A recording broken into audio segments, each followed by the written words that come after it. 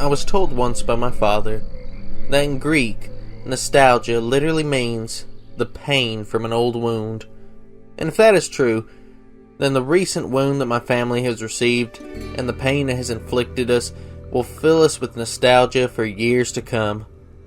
Even as the days, months, and years flow ever onward along the circuit of time, we are sure to feel the phantom pains of that loss.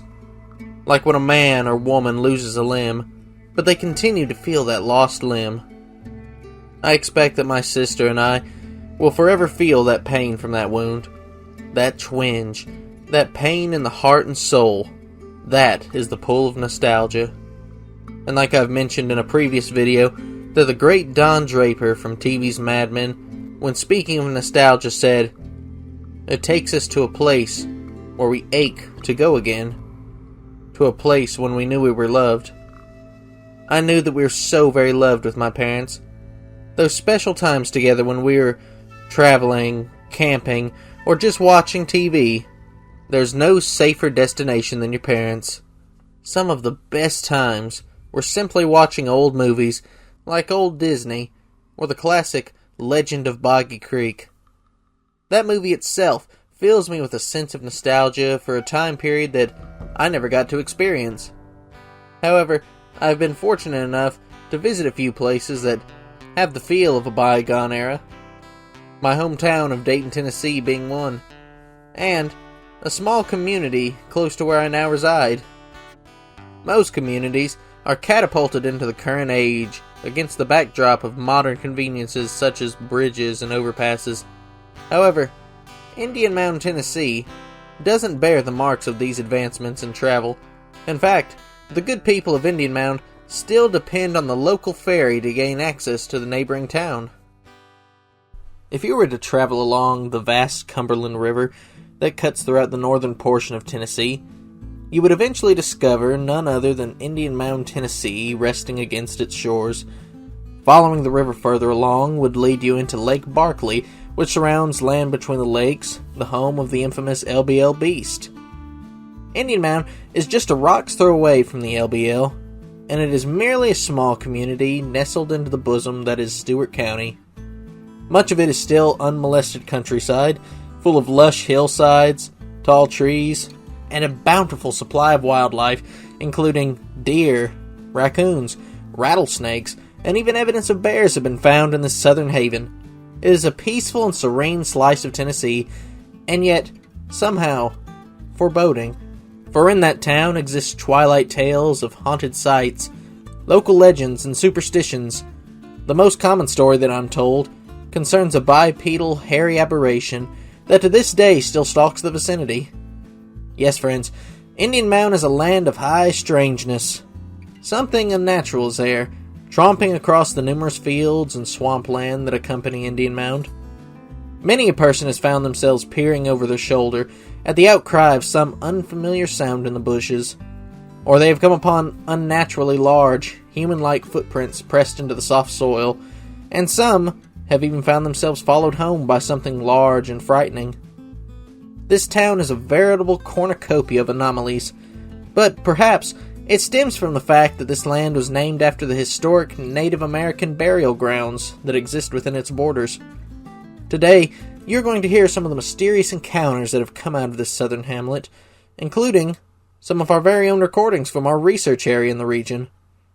You're about to meet some of the eyewitnesses from Indian Mound who will tell you firsthand their experiences in the area, as well as some of the experiences of those who used to live there in Stewart County.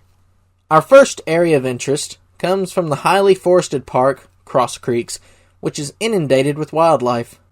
The park is made up of 8,420 acres of nature, and it boasts over 250 species of animals.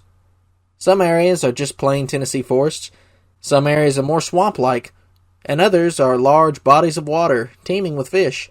Cross Creeks bears a great deal of beauty, and its plethora of animals and flowers make it easy to see the great love God has for humanity by creating those abundant colors, the beautiful birds, and the sweet scents that come from the flowers of the field. It is a truly relaxing place, and it was in this park that my dad and the founder of this organization, Johnny Henderson, filmed his last interview for this channel before he passed away. In this upcoming video, he highlights some of the more unusual events to have taken place there in the park. Alright, Elijah, you and I have been down here many times before. We've walked around, but I don't know if I've ever told you everything down here. This location is part of Cross Creeks. It's a wildlife refuge. Now, there is a menagerie of bizarre happenings that have gone on down here. You know, one of yourself, that about 3 years ago we were down here with fellow researcher Nathan Davis, and it was a stormy night. Wasn't a lot of thunder, but there was a lot of lightning in the air. The temperatures were cool, and when we got here the wind was blowing really hard, and there was like a lapping sound where the water was lapping up against this overpass over here where there's a land bridge and there's a water pipe that goes underneath it, and this water was lapping, making a really loud noise. And while we were standing here recording that noise and listening, from out of nowhere a rock the size of a skull or a big cantaloupe just comes flying and lands in the water right here beside this tree. Do you remember that? I do remember that. I remember. I mean, it was a splash, and I remember even seeing the rock start sinking to the bottom. But I don't know where the rock came from. Now, there's a bank up here with a lot of rocks on it. But then I always, for some reason, just because the way it hit, I always thought it come from across on that bank over there. But I don't really know. But I say there's been a lot of bizarre occurrences out here because we used to come here as a kid fishing, and we spent many days here, unfortunately. And one gentleman claimed to see a large hairy creature. He didn't know if it was a bear, didn't know what it was, swimming, and we'll come over here in a minute and look, swimming across this water channel.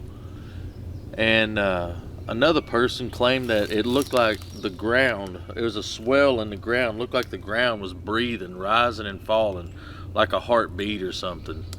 And but other things is that Jose Agostini, our good friend, who is an avid fisherman, would come down here. He had an interest in Bigfoot, but he was an avid fisherman, come down here alone one day, and something was kind of shaking trees and roaring and ran him plumb out of this area. He was here by himself.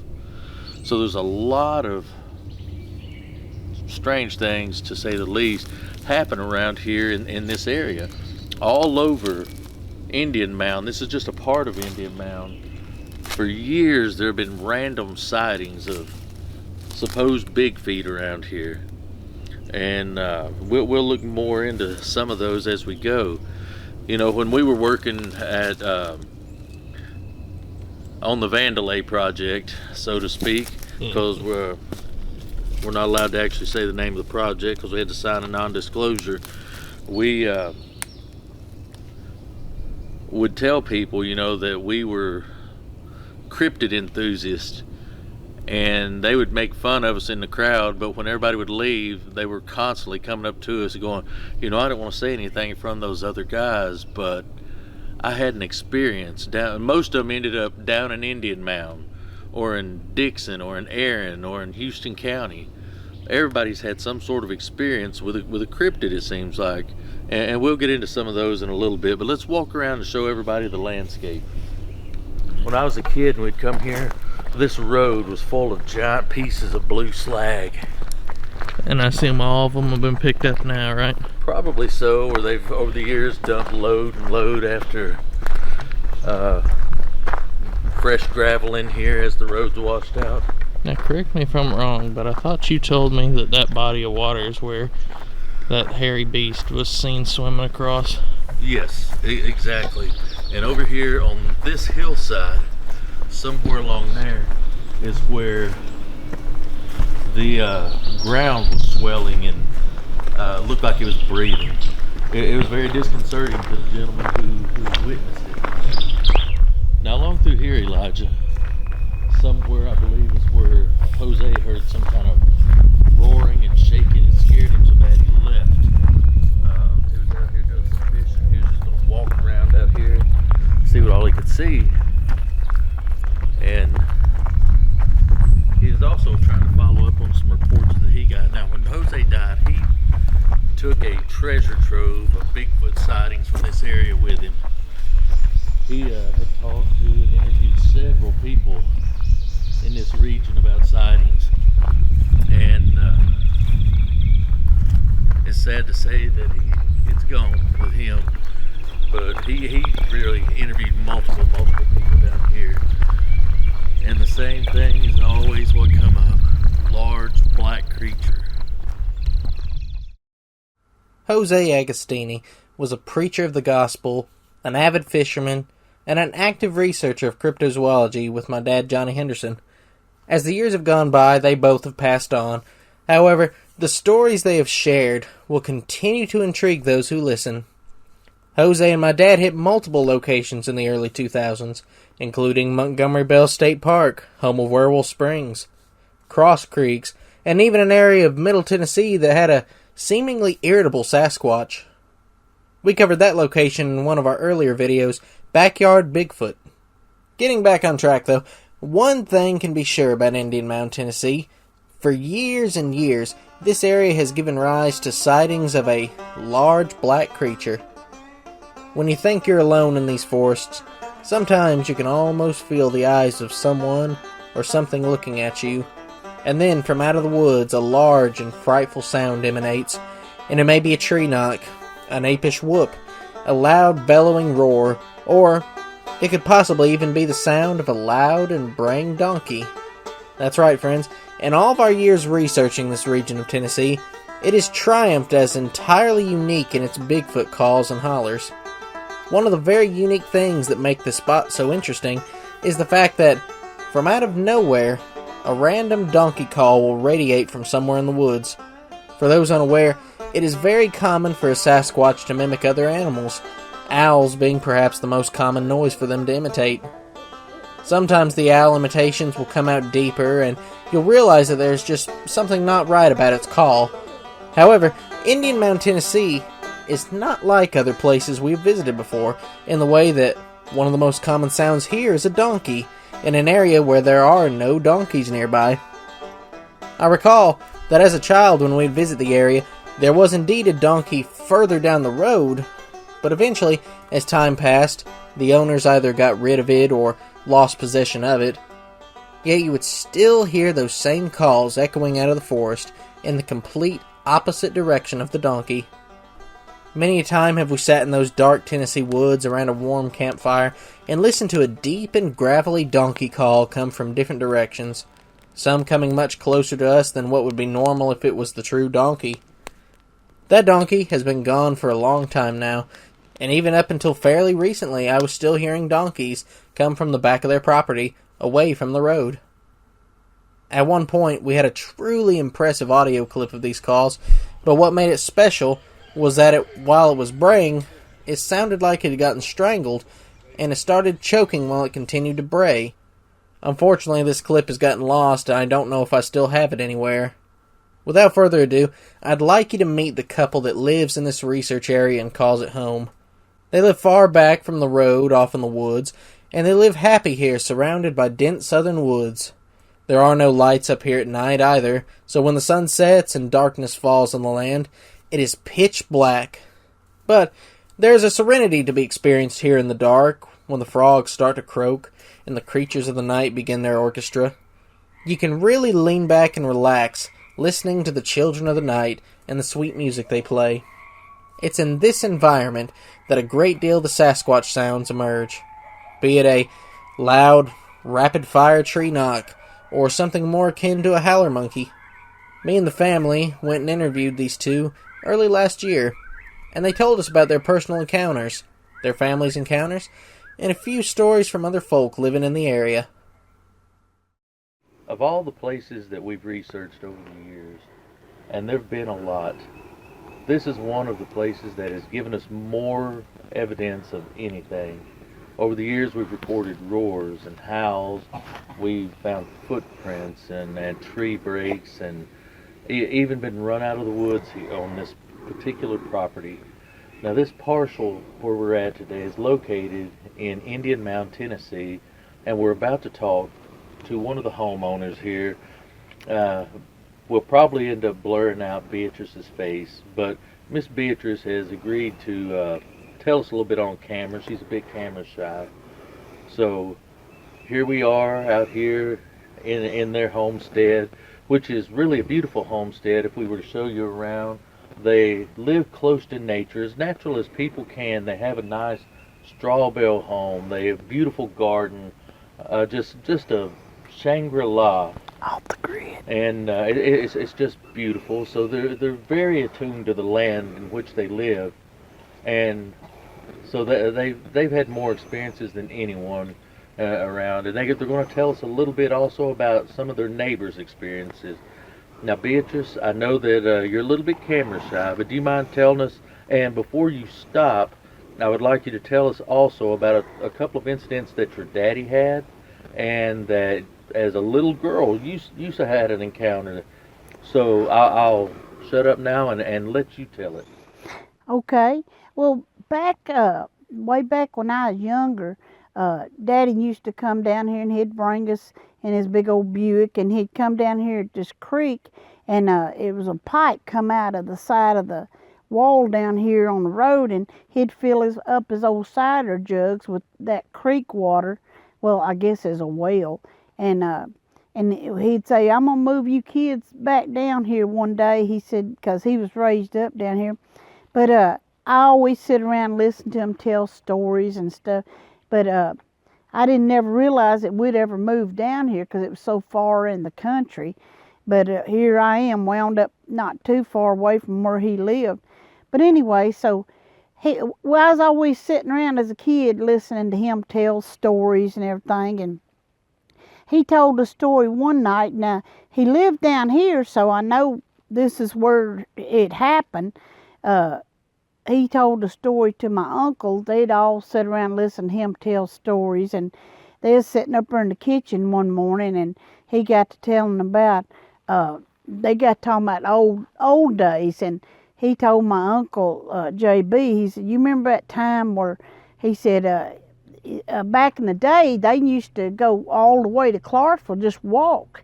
And he'd take off walking and then take off walking back home down here in Indian Mound. It's a good ways from Clarksville to here.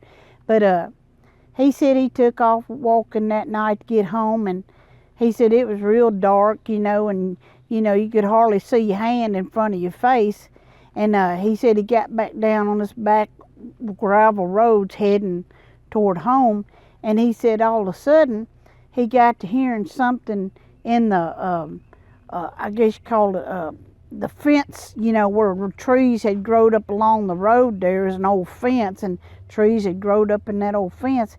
And he said just on the other side of that fence he heard something walking, and he got scared because he could tell it was pretty big. And he said every once in a while it hit a big old branch, and it would break it, and it just snap real big. And so that kind of scared him. So he just said he started walking real fast, and he said the faster he walked, the faster it walked. It kept right up beside him on the other side of that fence row where there was trees growed in there, and he couldn't see what it was, but he knew it was following him. And at first he thought maybe it'd been an old cow or something like that, but when it went to breaking branches, and he could tell it was pretty big. So he took off running, and he said he spread out, man, he took off running toward home on that old gravel road, just hoofing it. And he said the faster he got, the faster it got, to where it was just right beside him on the other side of that fence row. And he just knew any time that thing was going to jump on the other side of that fence and get him. But he said he was hoofing it, and he said he got all the way down that gravel road, and he had to stop. And he said he stopped and he put his hands on his knees and was taking deep breaths, and he said he could hear it stop and just breathing real hard too, but he could tell it was really big the way it was, breathing in.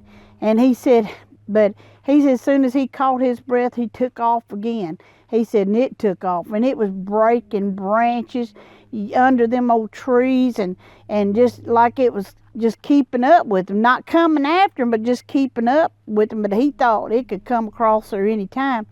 Well, he finally seen the light of his old mama's porch light on, and he knew he was about home, and boy, he hoofed it. And so the next day, he gets up and he's telling his brother JB, he said, he told him what happened. He said that thing kept up with him, and he said he could tell by, the hitting of the ground, how it was something big. So they went down there, and Daddy said, well, he said they found like square footprints, and and nobody thought nothing about the Bigfoot. I didn't think nothing about no Bigfoot or nothing, but he described it, and he said him and his brother looked around there. They seen all them branches broke and stuff. They knew it was something big, but they found those square footprints. And so anyway, that was not just down the road here somewhere, because he lived off down here. And so that was one of the stories but we didn't know nothing about no Bigfoot. All right, now that we've talked to Beatrice, we're going to speak with her husband Lewis for a few moments, and he's going to tell us a little bit more about his experiences down here on the land, and a few of the stories that he's heard from neighboring families. Lewis, would you mind telling us everything you can remember? Sure. We've been here about 16 years, and first thing that I saw when we came down here, we have a grove of cedar trees back here, and some of them are 6-7 inches through, and for a long time nothing was done with them. Then all of a sudden I began to see things falling over here and falling over there, and they weren't in any particular direction like a storm came through. They were in all directions. And I even heard one night on a calm night just fall over, and it was a good sized tree. It was about 6 or 7 inches through, and a lot of those back in there, you can show pictures of them, but we didn't know what in the world was going on, but we heard a lot of things here and there, and we heard a lot of screams around here. We even recorded some things back here that I think you have on the website that we got here. We moved up here in about 2005, and when we moved up here, the land wasn't even cleared, and we was gonna, be off the grid and everything, but it was just woods, all it was, and we wanted to be way up on top of this hill, and be off the grid and raise gardens and stuff. So we had a little old travel trailer. Me and my husband had traveled in for years on the road. He's, a preacher and singer and all, and so we decided to get off the road, and we parked that trailer up here, and we commenced to cleaning it off and everything. About that time, he went on the road as a truck driver, so he left me up here all by myself. And man, I was like, after dark, I was in the house, and you'd hear all kinds of sounds, and hollering, and he'd come home and he'd say, "Oh, that's just old owls, and you ain't got to be scared," and coyotes screaming, and so I got to where thinking, well, they're right back here behind the trailer, and it give me a sense of comfort knowing they're back there. It ain't no man or nobody back there fixing to kill me or something like that, because with the coyotes, you knew wasn't nobody back there. So I just figured it was coyotes and owls, and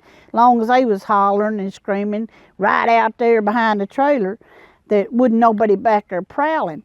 So anyway, I had that comfort in me right there, but I'd get in before dark, because it was some strange sound, monkey sounds and all sorts of things. So one night, we had I was laying in there. Well, no, I'm sorry. Take it back. Years later, we built our house, and the old trailer's still sitting back there that I lived in at the time. And I don't know why, but I always kept the dog's food back there behind the house where the old trailer was, and it was an old tin can. And every once in a while, I'd think, well, I hear that darn tin, top of that tin can, and I'd think, oh, that's just my imagination, or maybe dogs jumping over, they know their food's in there. And so I didn't think nothing about it till one night I heard, I was in the house and had the TV going, and I heard bam, bam, bam. And I thought, well, what the heck? Dogs wasn't barking, didn't hear no car come up the road or nothing. And I thought, well, somebody think I'm still back there in that trailer?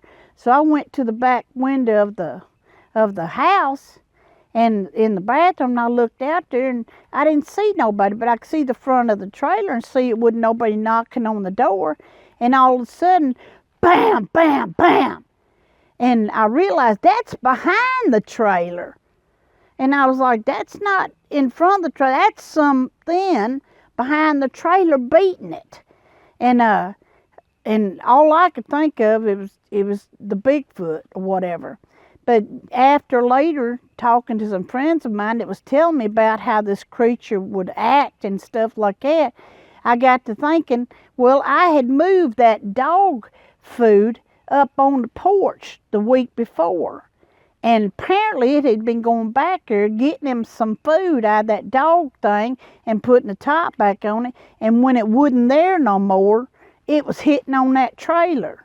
That's the only thing I could think of, because I done moved the dog, food up there. But believe you me, I didn't go out after dark, because there's been times I'd go out there and forget didn't feed the dogs, and I'd go back there and get some food. But anyway, that was the story about that. We've seen a few things. I haven't really seen a squatch, but one day I was going down the road, and about middle ways down here, there was something red out there, had long red hair, or orange. It looked exactly like an orangutan, but I couldn't see the shape of the monkey or whatever it was itself, but I just saw the hair. And I was raised up around cattle, and so it wasn't a red cow. We only have black cows around here, so it wouldn't have been in here. So it was something with orange reddish hair, and it was long, but I didn't get to see it long enough to see what it looked like other than that. So that's about all I have actually seen. But boy, I've heard tons of stuff around here in the Bigfoot arena. But I have seen one night my dogs had something at the pond. Down around Carr Creek in Springfield, there's an animal been seen several times that people have described as like an Americanized hyena, and I think that it's the same animal that some people have referred to as a Shunkaworkin. Now, I showed you a picture of one that's in a museum somewhere, and you said that looked like the exact same animal. It was exactly the same animal. My dogs had something cornered at the pond. My pond is for maybe 75 feet from the front of my house, and I came out one night and didn't turn the light on until I got all the way out of the house. When I shined the light, there was that thing that was exactly the Shunkaworkin. And I watched it for a good probably 6 or 7 minutes, and my dogs were barking at it, and it had a small one. And I saw the small one run down the hill. I didn't actually see it, but you could see it's a lot of big grass on the other side, and you could see it run down to the water's edge, but I couldn't actually see the animal, but it was way smaller than the grass that was there. And the mama came around and ran my dogs off of the pond completely. They came plumb back up in the road, and I was standing right there, not more than probably 50 feet from it, and looking right dead at it with a really bright light. Could you describe it a little bit for me? Well, it looks kind of like a hyena, except it has a long snout, longer than a normal dog, kind of a skinny, long snout. Looks exactly like the picture of the Shunkaworkin. And it makes a funny sound. That's one of the reasons I came out and was looking at it, because I heard that sound. It makes a funny sound. And I'd heard it here for years, but I actually thought that it was maybe a Sasquatch or a Bigfoot. And then when I saw it, I said, oh, that's what's making that noise. And it made it several times, kind of a hyena-like sound. Not quite like a hyena, but Very similar. very similar. It's a strange sound, kind of a cackling sound. What color was it? Black. Not like a shiny, not like my collies, but it was kind of a shaggy. Well, actually, kind of like him. He's got something wrong with him, but it was kind of a scraggly looking black. Not any brown that I remember, but maybe kind of a real dark brown. But it was pretty dark. Was it a large creature? No, it was just maybe a little bigger than my collies, but not very much, just a very little bit. But kind of mean.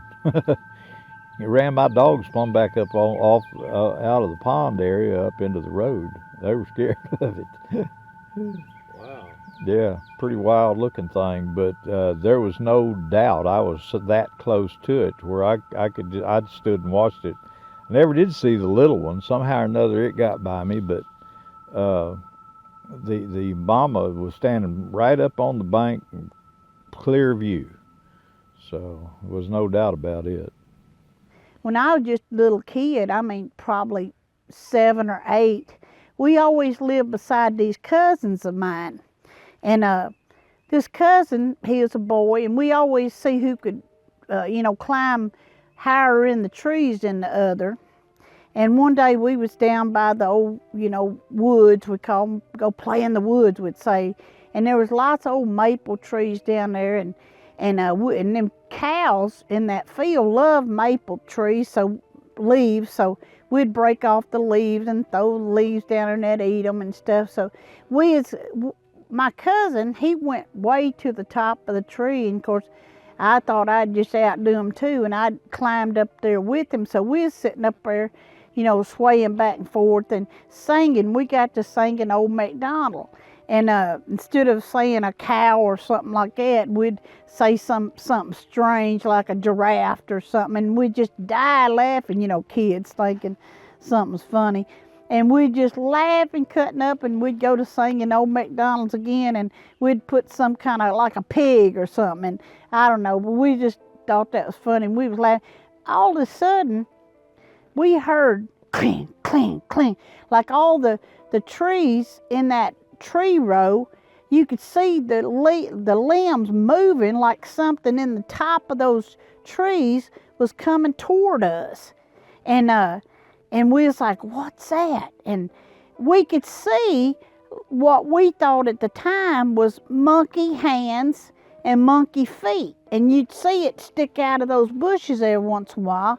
And you could see, well, that's a darn monkey. Well, Ray, I don't think he even hit a limb going down. He just like slid it down like it was a fireman's thing, and he was gone. But I was still trying to get down out of the tree. Well, we took off running, and we got up to the house, and my daddy and JB, his brother, was there, and we was like, there's a monkey down there on top of them trees. It was coming after us, and Daddy's like, come on, JB, let's go see. And so we ain't lying, because we knew we'd get our butts tore up if we was telling such a lie. And we was all running right behind them. And Daddy, even on the way, he said, I'll kick y'all butt if y'all lying about this. And we're like, we ain't lying, Daddy, we ain't lying. And we get down there, and of course, we didn't see nothing. But what triggered it, I seen something not too long ago on some video where this little baby Sasquatch was jumping in a tree, and it reminded me of that story, which I had long forgot. But that little Sasquatch was on that film, and it looked just like that, what we thought was a monkey at the time. And back in the day, you was like, oh, there's a probably crazy man or crazy monkey or lion escaped from the, zoo or something, And but that's what we thought it was. We didn't think nothing about it, But that was out St. Bethlehem, where we lived out there on Trenton Road. And so anyway, You mentioned that you seen it, the monkey hands and feet. What? Can you go into a little more detail on the feet? What did it? it was just like a monkey. It's hairy, and the hands and everything. Looked just like a monkey. Now we never seen the face, because you take a maple tree in full spring, or summer, but it was just like crashing through them just swinging like you would think a monkey would be coming towards you. And we sat there for a long time because we had to figure out what it was, and when we seen them hands and feet, man, my cousin, he slid down that tree like it was a fireman's pole. And because we was like, that's a darn monkey, and we just thought, well, it's coming after us. Well, now, did it look like it had hands on its feet, like? Yeah, it looked like feet, monkey feet. Well, like the thumb on the side. Well, we had never seen a bunch of we'd never seen monkeys really, so it just looked like what I would say. Did it look like monkey people feet? Yeah, it looked more like people's feet, because we assumed that's what monkeys' feet look like. I didn't ever see a monkey feet looking like hands or nothing, but this looked like feet and looked like hands.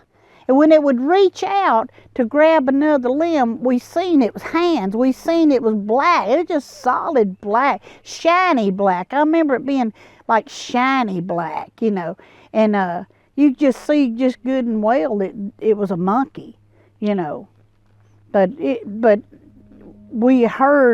I'd heard lately that these Squatch like to get around cheering, playing, but I think this was a baby Squatch. Now, if you had to put a year on it, what year would you say it was? Well, I'm 67, and I was probably 8 at the time. Me and my cousin was probably 8 years old at the time. Because we was up in a real slender tree. What year were you born? 54. So yeah. This would have been the early 60s then. Yeah. Now, was it very grown up and rural out there? Yeah, it was. At that time it was. It's out there by the race car track, but it was woods at that time. Of course, now it's just big old subdivisions and schools and everything. But at that time it was real rural. And a funny story was there was an old mule out there in that field. Now, we'd been out there in that field and along that fence line playing and stuff, and that mule never paid no attention to us. But there were stories and tales of if you went out there in that field at night, that mule would run you out. And, looking back, now I'm thinking it might have been a Sasquatch running people off, and they was blaming it on that mule because it was at nighttime, So, that's just one account, but there was times where I remember my brother and always scaring us, and we never knew when he was telling the truth, but he was always scaring us. We'd get off in them woods and he'd take off running, say he heard something, or there's that old crazy mule, and because we'd heard about the mule, but like I said, looking back now, that we'd see that mule in the field, he never bothered nobody. But at nighttime, they said he'd run them out of that field. So. And you've recorded several really bizarre things out here as well. In Yeah. fact, one of your noises, and we're going to include it in this video, we recorded the exact same animal down at Land Between the Lakes in a site that's very prominent for dogmen. And Vic Cundiff from Dogman Encounters had a couple of guests who saw a dogman, and they recorded it. and Vic's allowed us to use his audio from the show that they got, and it matches up, overlays perfectly with what you got, what we got in LBL, and what Yeah. these men that saw this dog man got. Right. Right. So those will be played in the Yeah. video. Cool.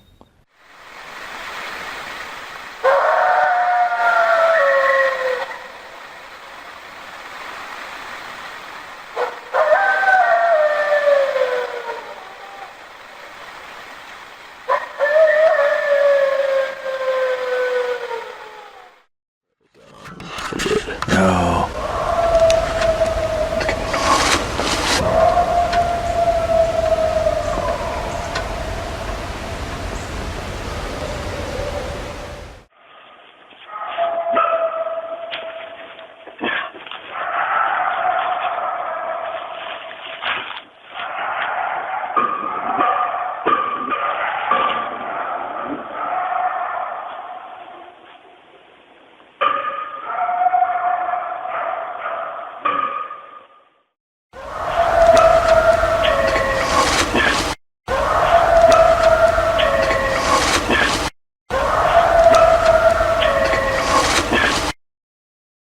Well, we've got some strange sounds, and I have so many sound recordings I don't have time to go through them all. But we've heard with our open ear the big long Sasquatch sound from here. Yes. So now off behind us, you and I heard one Right. night a really amazing yeah, vocalization. that was probably a mile or two away, but it was really big, like they always show. And then I've heard a lot of things around here that's kind of between there, and I hear something almost every night that I'm out. I hear something here.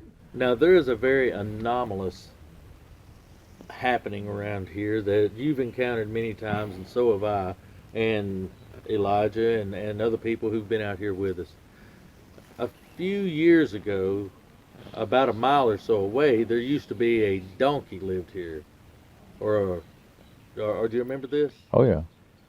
But yet, all over this property, even after the donkey was moved, there would be something out here imitating that donkey, making donkey noises. Right. Somewhere we've got a tape and we've misplaced it. We've looked everywhere. When we had our dome set up down here camping, this thing come up right behind the camp and started making that screaming donkey sound, and it got strangled and started coughing. It's like it got choked trying to make the noise. But Right. something imitates a donkey out here. Does it still do it? Yeah. Still does it. I've heard it as recent as 2 days ago. That Still donkey's doing been it. gone how many years now? I don't know. I tell you the truth, I don't believe for an instant that the donkey, I think, was further away than it could have gotten here. There's nothing between us and So the donkey was even further than 2 miles. yeah, and I don't think that donkey could cut through there. And I've heard it. It sounds like it's down in this ravine here. So it's. I don't think for a minute that it's a donkey. No, it's not, because it had come right up behind the camp. Yeah.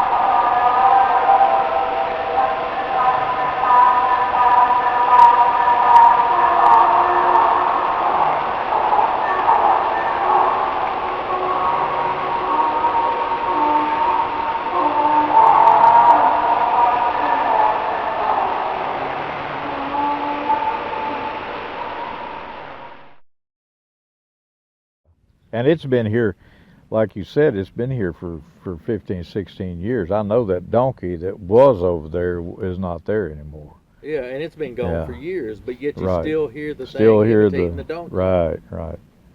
It imitates a lot of things. I actually believe that it imitates some barred owls too. I've heard it make that noise. Mm. Now, I was over here one day. On the other side of this barn, you've got a garden and a little field, and I was off in the woods over here. We'd found some tracks or something a long time ago, and I was in the woods looking. It was fall. And as I'm looking around, I hear something coming through the trees, through the treetops. And I look up in time to see a rock about the size of a human skull just come flying through and bounce on the ground and roll into a bunch of leaves. I never could find the rock because it got covered up, when it hit. But a rock that size, I don't know anybody that could pick up a rock and throw it up through the treetops from that far away. Well, we find rocks in our driveway all the time, and not big rocks per se. I have seen some pretty good sized ones, but a lot of smaller ones, like maybe 3 inches up to 3 inches. Maybe like a baseball or something. Yeah, or smaller. A lot of smaller ones that are just chunked up in the middle of the driveway, and there's no reason for them to be there. Nobody else here throwing rocks into the driveway. I think he throws them at my dogs. He's up here all the time messing with my dogs.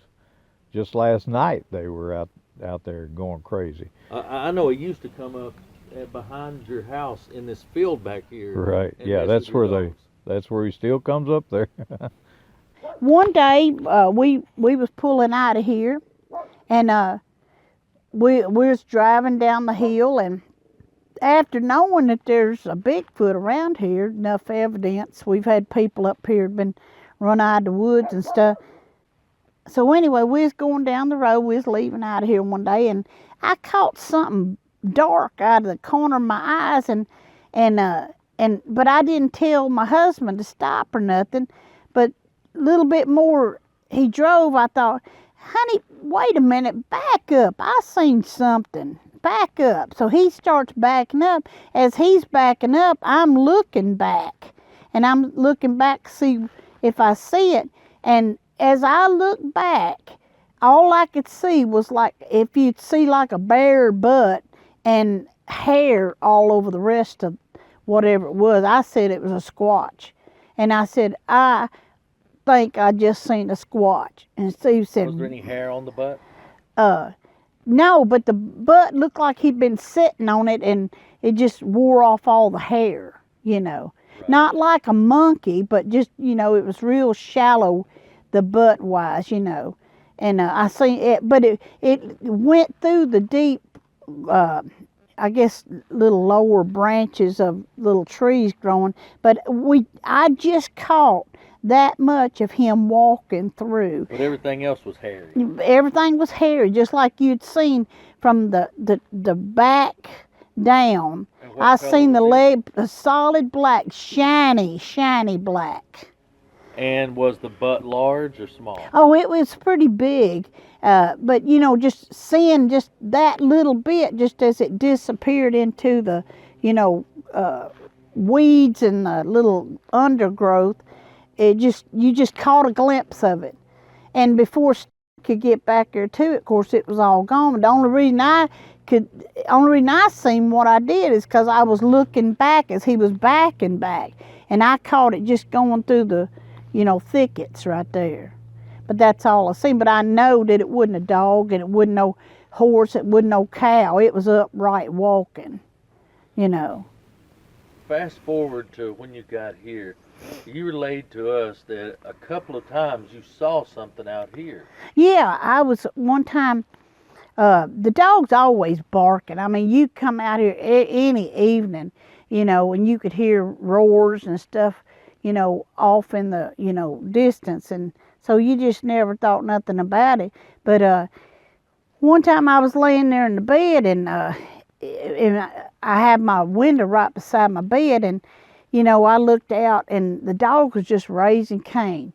And you can tell when your dogs, when they got something treed, and I'm like, what the heck? So I sit up in the bed. Well, when I looked out the window, way past the barn out here, they had, and all I can say, it was shaped like a big old jelly bean, and it, you know, tan in color. And the dogs, which they're you know, border collies, and they came way down on this big old huge thing, whatever it was, but it was like it was laying down, letting them run around him and bark at him. And I'm like, what is that? So I thought, well, I don't want that to get away, so I didn't even put my shoes on, and I took off running. By the time I got up, just a few feet from it, it took off so fast I couldn't even see hands and feet. I just knew it was gone. And the dogs, it just left them in its tracks. It was just gone. About how tall was it? It was bent over. It was bent over, letting them charge around him, and they was just looked like little peons next to him. And they're you know, collie dogs. They're not they're a medium-sized dog, but it towered way over them. But it took off so fast, I didn't see feet, I didn't see head, no, I just knew it went so fast. Time I got there, it was way on the other side of the trees over there, and it was gone. It just that fast, and I was right up on it, and I was like wanting to see what is that. And how close would you say you got to it? Oh, probably from here to that dog. That's how close I got, and it was so fast. It was just like gone. If you just fast as you could snap your finger, that thing was gone. And you can show the picture while I'm telling this. We got this picture, and it was right out in front of the camera, and at 5 feet it still goes way up, and you can see a brown hair on the back of it, and then other lighter spots in the front. Have no idea what the silly thing was. It almost looked like a piece of a hand or something to me a little bit. I don't know. But you can see on the back side it has brown reddish hair on the back side, and then it gets a little blonder in the middle and then black on the left side. But whatever it is taller than 5 feet because it could keep grass that grows out here. And it but was interesting. it was a pretty to get that. huge thing, whatever looks like it was. Something pregnant, really. And at one time it looks like a big belly in front of it or something. Cam, so and you had this I don't know. Wasn't it? We'll let people look at it and make of it what they will. Never did determine what it was. Well, Lewis, is there anything else you can think of? Well, there is a story that we were told. We had a girl that lived down the road from us here, actually right down at the road. We're a quarter of a mile off the road, but she lived down at the bottom of the hill. And I just happened to ask her one day, I said, you ever see anything unusual? And she said, yeah. And I kept prodding her, and she said, well, yeah. She said, we saw Sasquatch one night. And her and a friend of hers was going to the store to get something to eat at night. And she said that Sasquatch jumped out in front of her and ran right across in front of their car. And I said, well, how far away was it? She said, right in front of my car. And I said, you mean right in front of it? She said, yeah, it was right in front of it. And she said, I could have reached out and touched it if I'd have been any closer. And I said, well, how tall was it? She said, probably around 8 feet tall. And they moved away now. They live somewhere else. But I thought that was interesting. She didn't have any reason to lie about it. She had a friend that was in the military, and he corroborated the story. So that was a pretty interesting story. And then I asked the guy back here one day. He pulled up on a four-wheeler, and I said, you ever hear anything interesting back in there? And he said, oh yeah. He said, I've heard some really strange things back there. He said, I've heard cats, and he said, and some other things that's not cats. So we have a lot of neighbors around here. One time, a guy that owned property next to us had a pond over there, and some guy asked him if he could go fishing over there, and he said, yep. He said, don't be over there after dark. He said, there's something in there you don't want to mess with. So everybody around here knows something's here. It's too obvious. Nobody really wants to come right out and put a name on it. Yeah, but I've heard enough to know that there's something here that if the Sasquatch, Bigfoot sounds I've heard are real, then that's what's back here. We hear about any evening you sit out here and you'll hear, howlings back in there. And it always starts howling, but then it gets the coyotes going. And the coyotes, they'll chime in, And yeah, so, but we've had a lot of... I know there's been numerous whoops out here. The whoops, yep. We was out there with a bunch of friends came down, and they was going to go out there, in the woods looking. And we was had a big fire built out there, and we was all standing around it. And they just happened to be filming, and no further than you could throw, we heard whoop, just as plain as day. And they caught it on film too. Tired of doing that night that we tired of doing that night that we tired of doing that night that we So it's, and plus anytime you go down here, there's a big old thing back here where something's bent the trees over, just like you would, like if you was going to camp under there. And some of the trees, the way they're bent, they're like they growed that way after they, somehow he knew how to knit it in there where them trees would grow like that. And you'll probably see that on some of the footage up here. And we just found that this year. And but all the way down the road, you'll see, where, there's trees. And back here in the very back here, there's cedar. And cedar's one of the hardest trees to break a limb or to push over. I mean, there's some strong trees. And there's several of them just pushed over back there. And they're not where the wind could get them. They're not out there where the wind could blow them over, because we've had some strong winds. But back there, they've been pushed over. It's just, you can tell they've been pushed over. Now, one more thing. I just remembered there's so much that goes on out here. It's hard to keep up with all of it. Mm-hmm. You found a mummified cat. Yeah. Can you tell us the events surrounding that? Well, I was coming home one day, and it was fall, and all the leaves and limbs started, just shedding their stuff, and I seen something dark over as you pull in our driveway, and sure enough, it was just like a cat had been laid up in that bush, and it was totally mummified.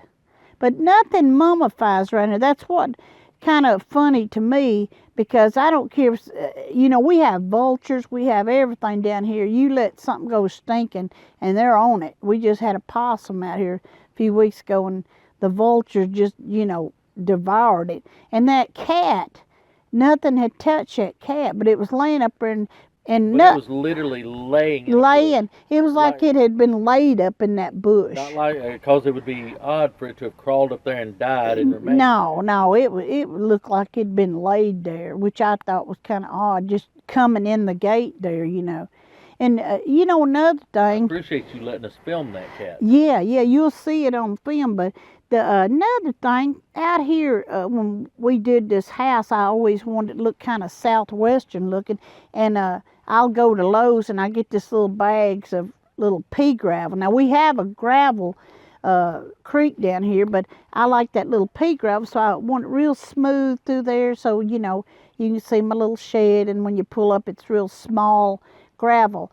Well, almost every morning you can go out there and there's a rock out there, or two, sometimes three rocks that big, like something's been throwing rocks at the dog, and they bark half the time all night long. And that right there, she lays in her house, so she's so used to whatever it is, she sits there, row, row, row. Now these two, they get out there and run it down the hill, and it literally comes back, because they're like, here they go, row, row, row, row, and it's like you hear them run it down there, and deers don't come back. If they run off, they don't come back, so it ain't no deer. And but yeah, you can see something's been throwing rocks at these dogs at night, because I'm constantly picking them up, because I don't want to fall over them with my back or something, but so I'll pick them up and throw them out of the way. So That's certainly unusual.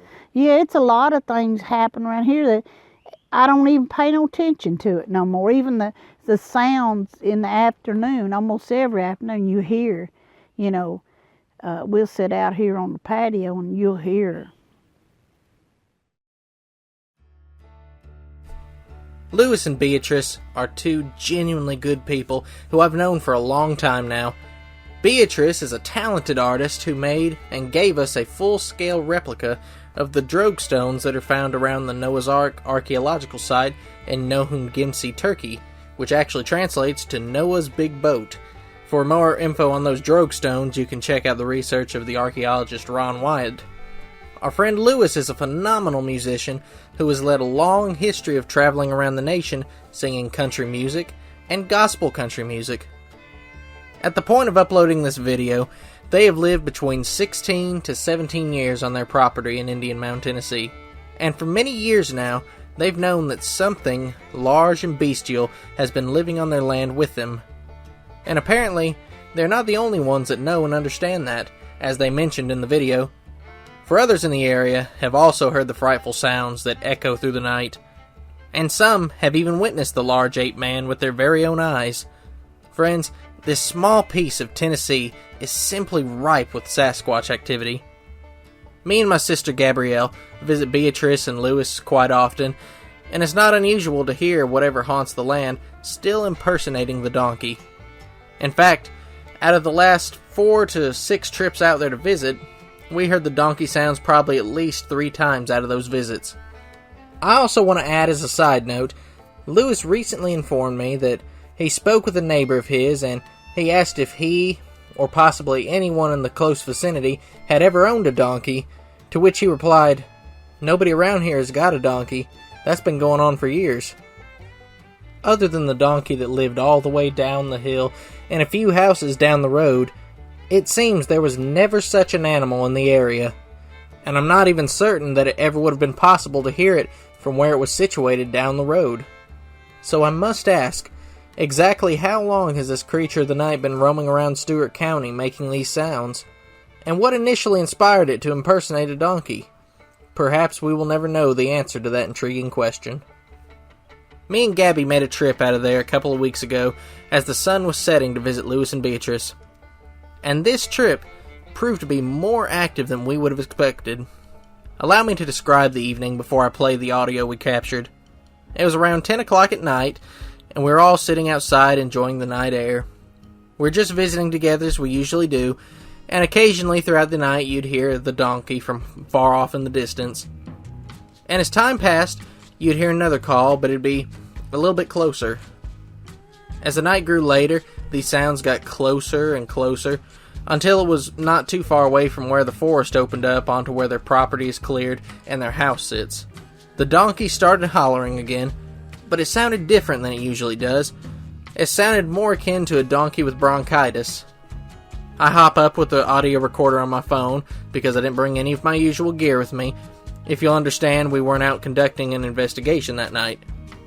And then, on the other side of the house in the darkness, these sounds started emanating out of the woods. Me and Gabby start walking in the direction of the sounds over on the dark side of their house, and we wait there for anything to holler. Eventually, another cry echoes out, and I get the idea to do a gorilla-style grunt at it. Eventually, another cry echoes out, and I get the idea to do a gorilla-style grunt at it. I make the sound, and it replies. I reply back with a similar sound, and it makes a response back in a not-so-friendly manner. This goes on back and forth for about 10 to 15 minutes before it gets quiet, but in the span of those few minutes, we captured some very interesting sounds which I'm about to play. I have included one of my grunts in the beginning of the clip, so you know I was indeed there grunting back and forth at it, but I cut out the rest so it's not disrupting. Other than that initial sound of mine, the rest of the clip is whatever creature has been hollering in Lewis and Beatrice's woods for all these years.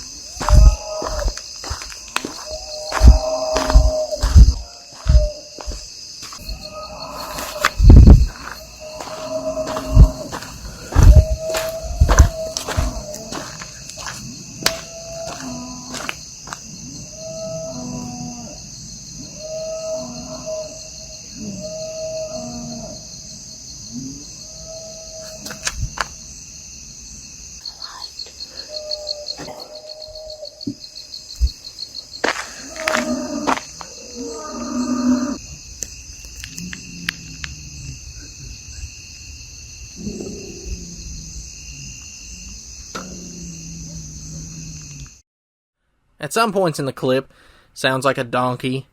At other times, it sounds almost like a cow. And there are even a couple of growls mixed in there as well.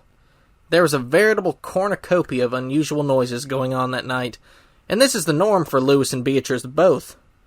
They will hear some of the uproar begin toward the end of the day, and it will make its cry at random points throughout the night. Sometimes it will sound like the donkey braying back and forth.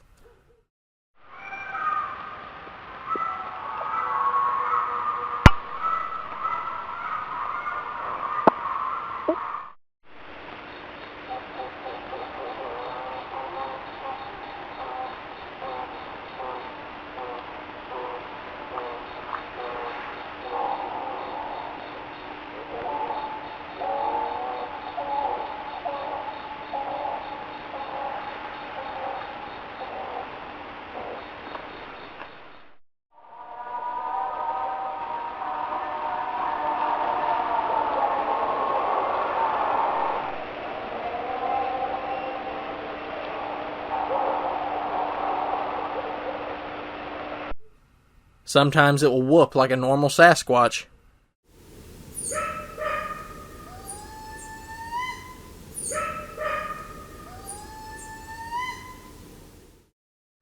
And at other times they will hear sounds more akin to a peacock or a jungle bird.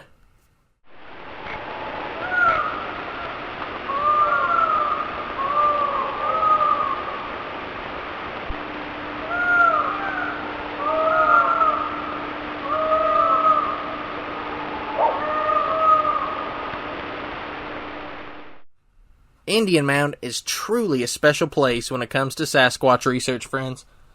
We've been researching here for years and years now with seemingly no end to the activity. During mine and my dad's time building on the Villaney project here in Clarksville, we had a company safety man that would describe the large footprints he had found as a much younger man along the creek beds in Indian Mound. There seems to have always been something here, and for a large portion of my life, this has served as my main area of research. I recall on one visit as a much younger individual. We were there with fellow researcher Jason Acey, and we were tromping around in the brush further down their driveway. We'd been using a small cedar pole for tree knocking when eventually something started roaring off in the distance, and it continued to do that for quite some time.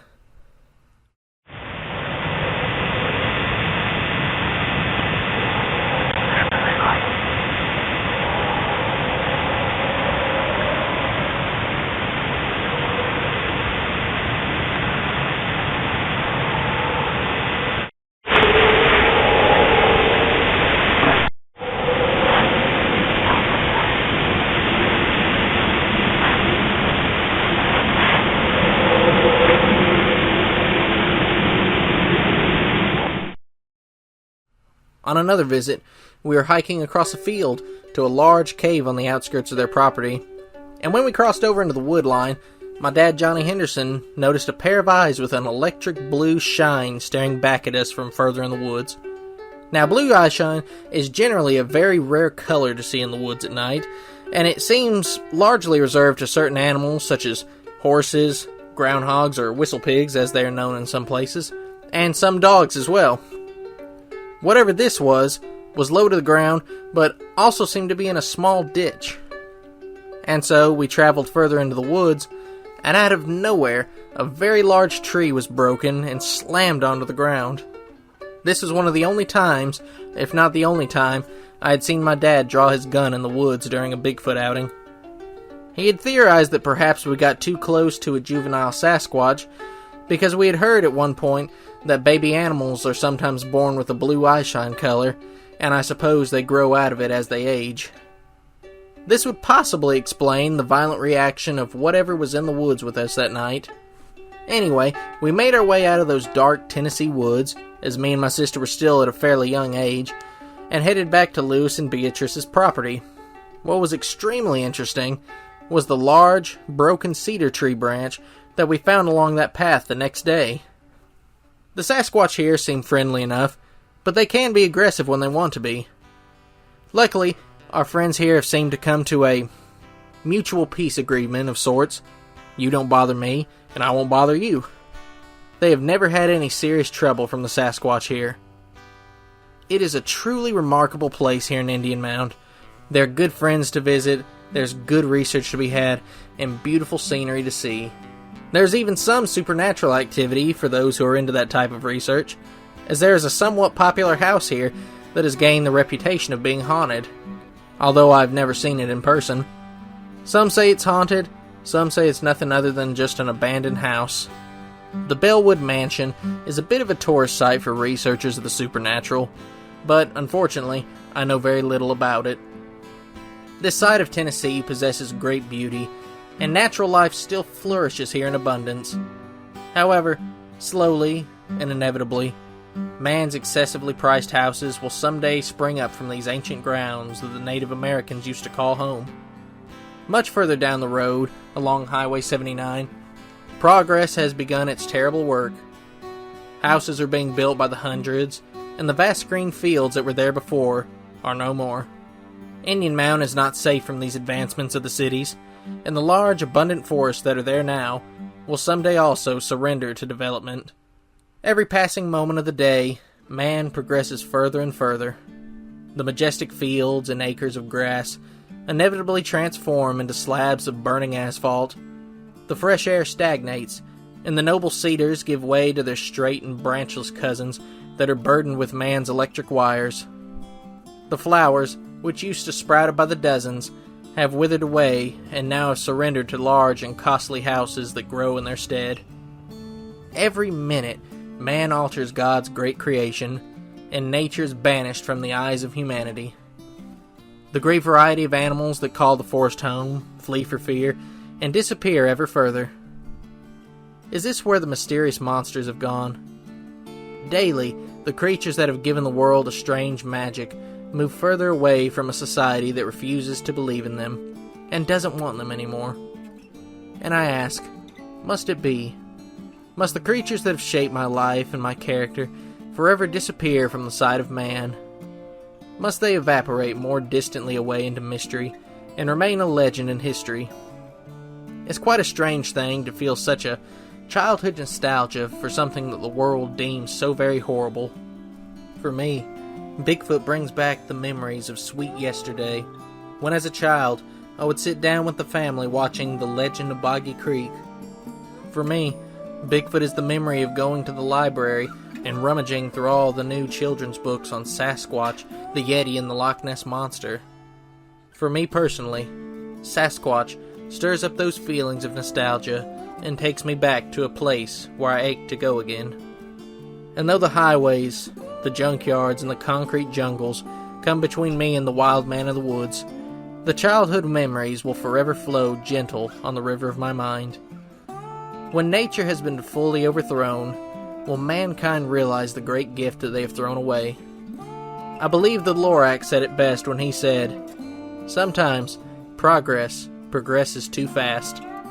Man is as greedy as a fire, and the forests are merely tinder for him to devour, and you couldn't hope to satisfy an all-consuming fire. And so once again, I ask, must it be? Sadly, friends, it must be." I want to take a minute and sincerely thank everyone who took the time to watch this. It took about a year more to produce this Nightmare Nugget on Indian Mound, Tennessee, as last year was abundant in tragedies, which only served to delay videos for the channel. I want to thank Lewis and Beatrice both for lending their voice to this project. They really are great people, and it's a pleasure to know them. And lastly, folks, I want to thank everyone from the bottom of my heart for almost 17,000 subscribers. That's amazing. I didn't make a proper thank you at the 10,000 subscriber milestone, but I assure you we are absolutely grateful for your support. I promise interesting content is on the way. I've been coming off of a short break from the Cryptid community, but now I'm ready to dive back in, I believe. So anyways, thank you again. We love you all, and we'll see you all again soon.